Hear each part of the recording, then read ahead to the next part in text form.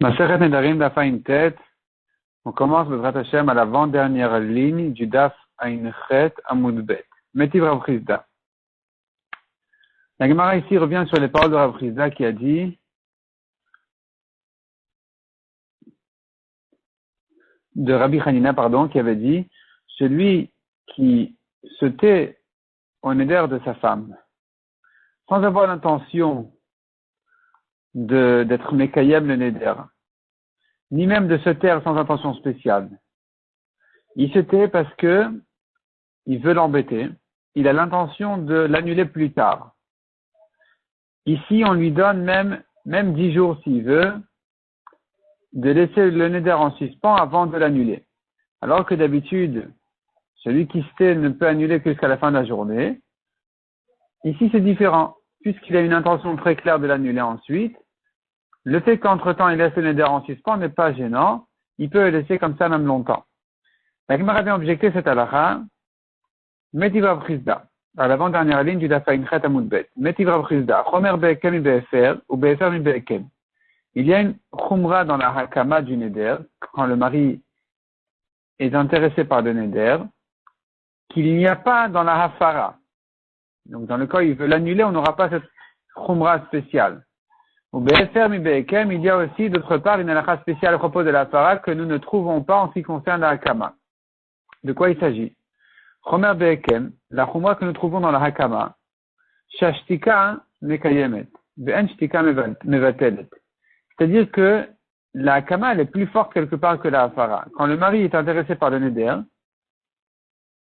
s'il est mekayem le neder, c'est sûr que le neder il est fait, mais c'est sûr que le neder il est mekuyam, donc le neder il a été renforcé. Il a pris le tampon du mari.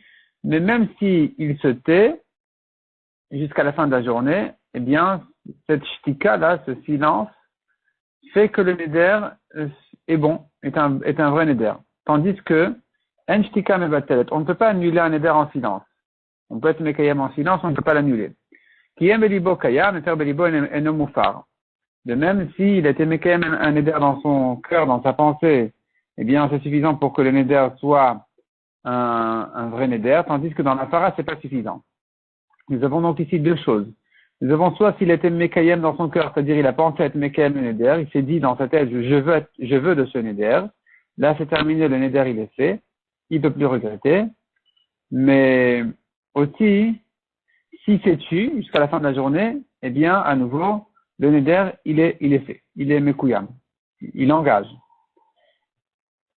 Tandis que, comme on a vu, faire belibo le moufar. S'il a pensé à l'annuler, c'est pas suffisant. Il faut l'annuler. Il faut prononcer. Kiyem, en yachol efer. Efer, en yachol ekayem. Encore une halakha dit la braïta. S'il était mekayem le neder, il peut plus regretter, il peut plus l'annuler. Et inversement aussi, s'il annulait, il peut plus regretter être mekayem le neder. Ça y est, le neder est effacé complètement. Ici, on est sorti des chumrot. Ici, c'est égal. La kama et la fara sont égales dans cette halakha, qu'il n'y a pas de regret.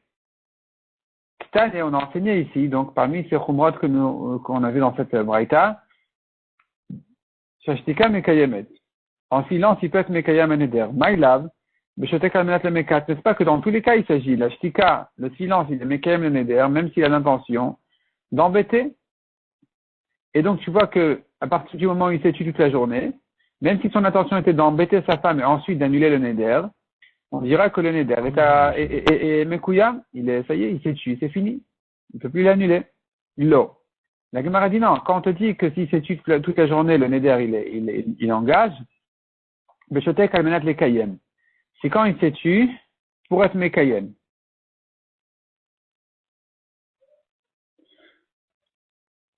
Demande à Gemara, inu kiyam libo.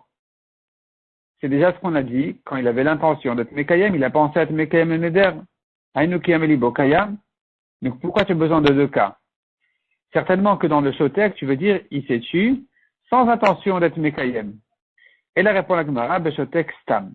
Non, ici ça dit, il s'est tué sans intention précise. La journée s'est terminée, c'est fini. Le neder, il est mekuyam. Le cas suivant, c'est kiyam belibo, ça veut dire s'il a pensé réellement être mekayem. Dans ces deux cas-là, le neder, il est mekuyam et le neder, il engage. Mais dans le cas où il avait l'intention de l'annuler plus tard, simplement il voulait laisser le neder en suspens quelques jours pour embêter sa femme, ici, il aura toujours le droit, on pourrait toujours dire comme Rabbi Hanina qu'il a toujours le droit d'annuler le neder. L'Agma revient sur ce qu'on a vu au début de cette braïta là qui nous avait annoncé, il y a une khumra dans la Hakama qu'il n'y a pas dans la Fara, il y a une khumra dans la Fara qu'il n'y a pas dans la Hakama. On a vu ici le khumra de la Hakama, c'est-à-dire en quoi la Hakama est plus forte que la Fara. On a vu que s'il se tait ou qu'il avait l'intention dans sa pensée d'être Mekayam le neder, ça marche. C'est le neder, il est fait, il engage. Tandis que pour annuler, il ne peut pas penser ou se taire. Donc on a trouvé ici, on a trouvé ici la Khumra, en quoi la Kama est plus forte que la Hafara. En quoi on voit que d'annuler, il y a quelque part une Khumra de plus que dans la Kama. C'est-à-dire, il y a pour annuler un éder des fois des choses qui sont valables que pour l'annuler et pas pour être Mekayem. Répond la Gemara. Amar Rabbi Yochanan, Nish'alin alaykem ve'en nish'alin alayfer. En quoi la Hafara est plus forte, c'est qu'on peut, s'il a annulé, il ne peut plus regretter. Donc en fait, on a déjà vu, il ne peut pas regretter dans les deux sens, il ne peut pas regretter. Mais au moins, quand il était Mekayam et Neder, il peut aller chez le Chacham pour lui demander de lui annuler la Hakama. Tandis que dès qu'il a annulé un Neder, il ne peut pas aller chez le Rav pour lui demander d'annuler la Hafara. Tu as déjà annulé le neder, tu ne peux pas annuler ce que tu as annulé. Et donc, ici, tu vois que la Hafara, elle a une force de plus que la Kama, que c'est définitif. Tandis que la Kama, c'est pas définitif, tu peux toujours aller chez le Rav pour remettre en question sa Hakama et puis l'annuler par le Rav. Mais Tivrav Kana, la Kama continue à objecter. La Torah dit si le mari va se taire, si il va se taire pour elle, Isha, son mari, etc. Donc le neder, il est fait. Beshotek almenat le mekat akatu medaber. La Braïta dit clairement, il s'agit du cas où le mari s'est tué pour embêter uniquement sa femme, sans intention précise d'être mekayem le neder. Atomer beshotek almenat le mekat. Tu dis qu'il s'agit de ce cas-là où il avait l'intention de l'embêter.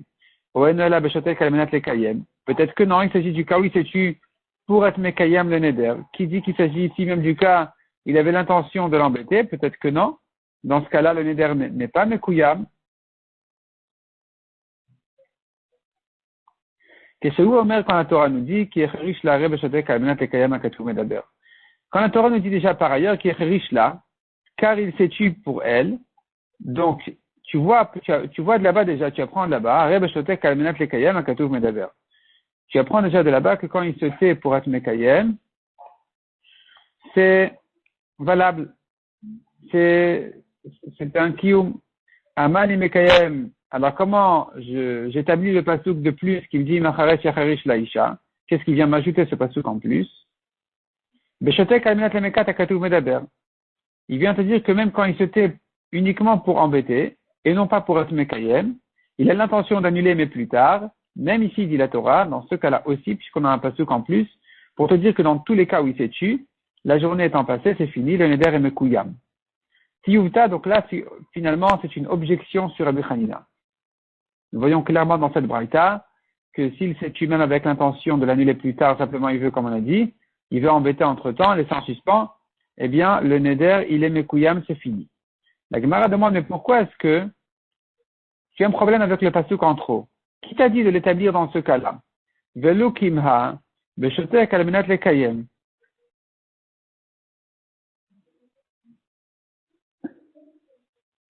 Ha, beshotek stam. On pourrait dire que les deux psukim parlent dans le cas où il s'est tué, mais sans rentrer dans le cas où il s'est tué pour embêter. On pourrait dire qu'il y a deux autres cas encore. Il y a beshotek almenat lekayem. Il s'est tué en pensant être mekayem le neder. Et il y a celui qui s'est tué sans pensée précise. Et dans ces deux cas-là, donc c'est sur ces deux cas-là que viennent les deux psukim pour te dire que le neder, il est fait. Mais s'il s'est tué avec l'intention d'annuler simplement plus tard, ici le neder peut-être que il n'est pas mekuyam. Répond la Gemara, krei et terektive. Il y a des psukim en trop. Il y a encore un troisième pasuk. À part ces deux-là, il y a encore un troisième pasuk parce qu'en fait, écrit macharesh Il y a Harish, donc il y a une répétition dans le passage qui dit Acharesh Yacharish. Plus le passage qui Yacharish là, Beyam Shomot, ça nous fait 3 fois. Le mot Acharesh qui veut dire se taire, qui veut dire le silence du mari, puisqu'il est répété 3 fois dans les psukim, on apprend de là que dans les 3 cas, aussi bien si c'est tu en pensant à Tmekayem, que si c'est tu sans pensée précise, que même si c'est tu avec l'intention de l'annuler mais plus tard, dans tous les cas, le Neder, il est Mekuyam. La Gemara continue à objecter Metivrava. Donc, malgré que Rabbi Hanina a déjà été objecté, la Gemara continue à l'objecter parce que peut-être que tu trouveras un jour une réponse aux premières objections. Donc, on continue à l'objecter. Nadraim Chashecha, on a vu dans la Mishnah, la femme a fait un neder avant la nuit, mais faire la Tchelo Chashecha, il peut lui annuler avant la nuit. Shim la faire Chashecha, ne chol la faire. Car s'il ne va pas lui annuler le neder pendant Shabbat avant la nuit, ce sera trop tard, il ne pourra plus l'annuler. Amaï, la Gemara demande, mais quel est le problème? Si tu vas lui interdire d'annuler le neder pendant Shabbat à cause de Shabbat, alors pour quelle raison il ne pourrait pas l'annuler après Shabbat? C'est vrai que la Torah est limitée jusqu'à la fin de la journée, mais puisque ici il a eu une contrainte et qu'il n'avait pas l'intention de se taire pour être Mekayem, ni même de se taire sans raison, sans pensée précise, il se tait avec l'intention de l'annuler dès qu'il pourra ou dès qu'il voudra.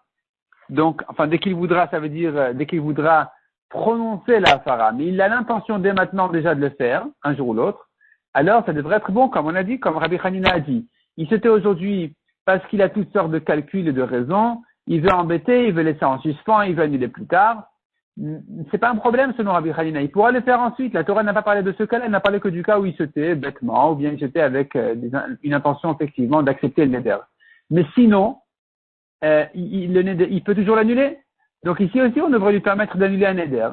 Quand il s'est empêché, ou quand il a été empêché par les Chachamim de l'annuler pendant Shabbat à cause de Shabbat, on devrait lui permettre de l'annuler ensuite, d'après Rabbi Hanina. Amaï demande à Gemara, pour quelle raison tu ne lui permets pas d'annuler? On devrait dire, le comparer au cas de celui qui fait avec l'intention d'embêter, et que donc il pourrait le faire après Shabbat. Tiouvta, c'est encore une objection sur Rabbi Hanina. Beti Ravashi, encore une objection. Le mari a dit, je sais bien que il y a des nedarim de la femme, mais je ne savais pas que le mari peut les annuler. Yafer, il peut l'annuler. C'est-à-dire, je sais bien que ma femme a fait des nedarim, mais je ne savais pas que je pouvais les annuler. Je ne savais pas qu'il y avait une halakha comme ça là, que le mari a des droits d'annuler des nedarim de sa femme. Le jour où il apprend que le mari, ça existe, qu'il annule les nedarim de sa femme, ce jour-là s'appelle Yom Shom'o. C'est ce jour-là que j'appelle le jour où il a entendu le neder. C'est ce jour-là qu'il pourra l'annuler jusqu'à la fin de la journée. Si maintenant il a dit je savais bien que le mari peut annuler certains nedarim de sa femme. Aval neder, mais je ne savais pas que ça fait partie des nedarim que le mari peut annuler. Rabbi Meir Omer, le yafer. Rabbi Meir dit c'est trop tard. La journée elle est passée, tu as déjà entendu le neder. Peu importe pour quelle raison tu n'as pas annulé, tu ne peux plus annuler. Chachamim omrim yafer. Chachamim me disent non, il peut encore annuler il pensait pas qu'il pouvait le faire. Ça ne s'appelle pas qu'il a déjà entendu le neder.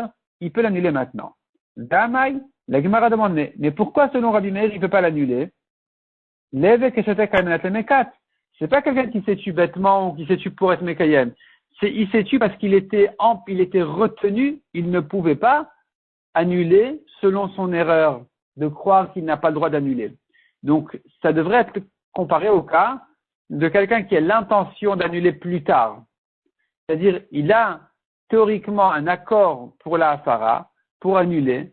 En principe, il veut annuler. Simplement, il est retenu pour une raison ou une autre. Ici, la raison, elle est qu'il ne savait pas qu'il avait le droit de le faire.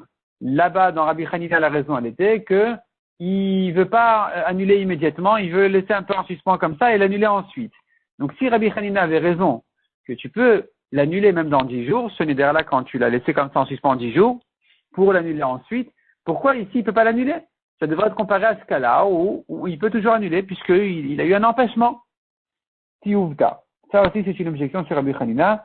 Donc, la conclusion, elle est qu'à partir du moment où la journée, elle est passée et que le mari n'a pas annulé, même si c'était avec l'intention de l'annuler plus tard, c'est pas bon, il ne peut plus l'annuler. Adranalach Nahara Morasa, Adranalach Nahara Morasa, Adranalach Nahara Morasa. On commence le Drat Hashem, le 11e et dernier période de la Masechet. Ve'elu nedarim shehu mefer. Voici les nedarim qu'un mari peut annuler. Devarim sheyesh ben inouï nefesh. Des nedarim qui font souffrir la femme, le mari a le droit de les annuler le jour même, le jour où il les a entendus. Quel est l'exemple d'un neder qui fait souffrir la femme? Imerchat vim leechat. Si je me lave ou si je me lave pas. La Gemara va expliquer qu'est-ce que ça veut dire si je me lave ou si je me lave pas.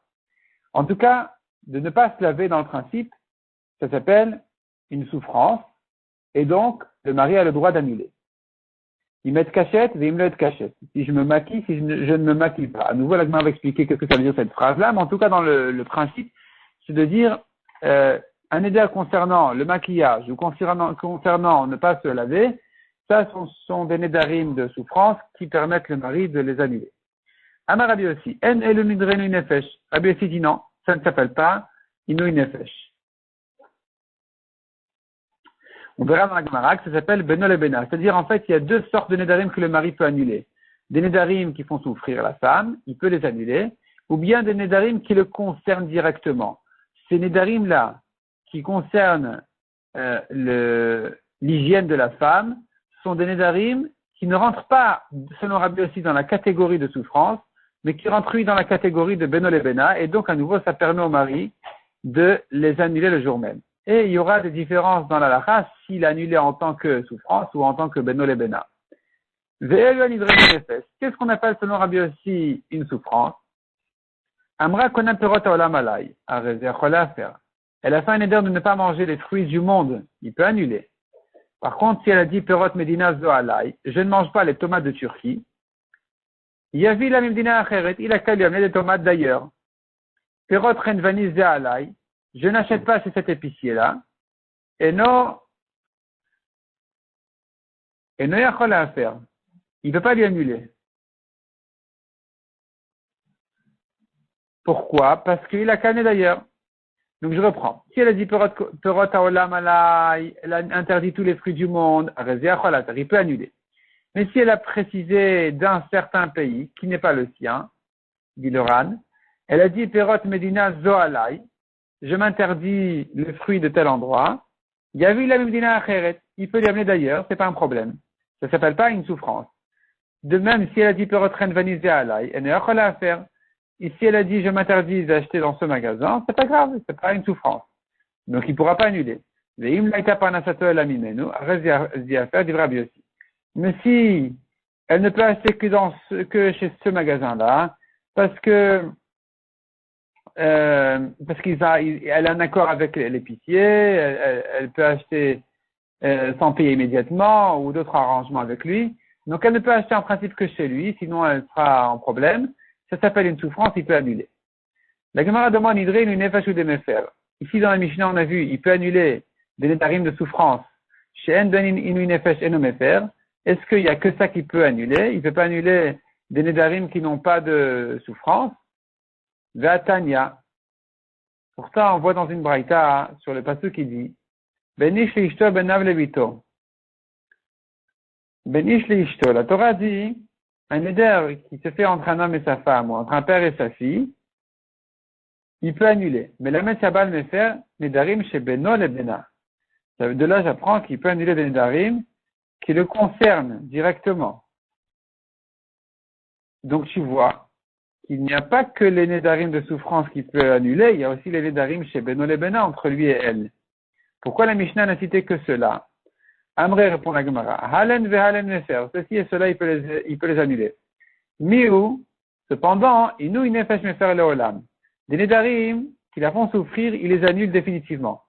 Aval en ben inouï nefesh. Mais si ce ne sont pas des nédarim de souffrance, simplement des nédarim qui concernent le mari, que des ita troté avia afara. Tant qu'elle est chez ce mari-là, ça s'appelle, la afara, elle est valable.